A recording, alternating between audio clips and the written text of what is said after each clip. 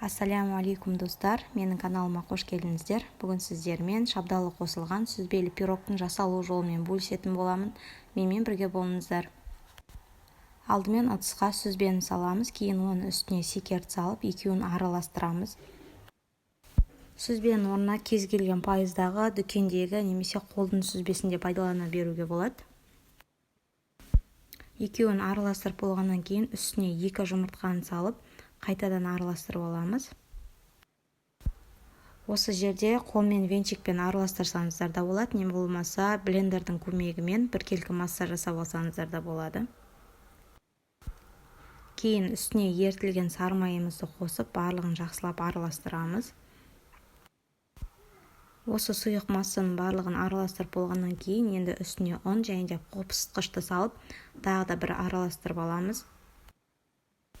Ұнды салып, барлығын араластырғаннан кейін бізде массамыз тесто сияқты болып шығады.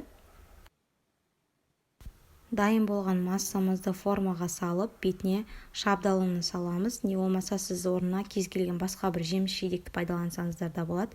Және де мендегі форма 20 сантиметрлік форма. Сіз одан үлкен формада керек болатын болса, онда пирогтың құрамында барлық заттарды 2 есе етіп пайдаланып, үлкен пирог дайындасаңыздар да болады.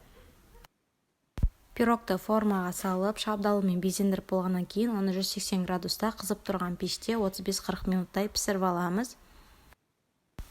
Осы пирогты сіздер жасап көріңіздер, сіздерге ұнайды деген сенімдемін. Видеоның соңына дейін қарап, лайк басып, комментарий қалдыруды ұмытпаңыздар. Және де менің каналыма жазылып қойыңыздар, сол кезде сіздерге мен салған видеоларым алғашқы болып көрінетін болады.